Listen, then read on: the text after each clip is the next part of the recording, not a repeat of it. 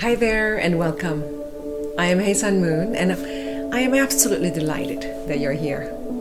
Whether you're an experienced coach or just starting out or somewhere in between, this course is designed to transform the way that you think about conversations and coaching.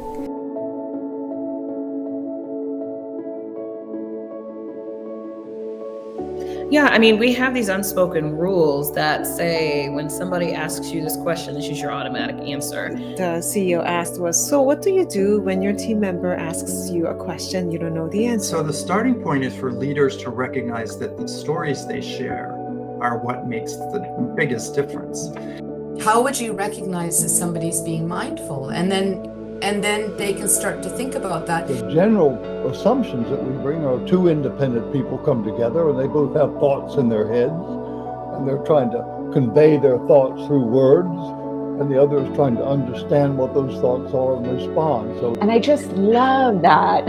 I love that. And I wish I, in this moment, had taken that opportunity to have each student turn to each other and say, what does relational mean to you? So coaching conversations can have that impact, and they can unravel ideas, reveal possibilities, and even create real changes that last. And that's exactly what we're going to study together in this course.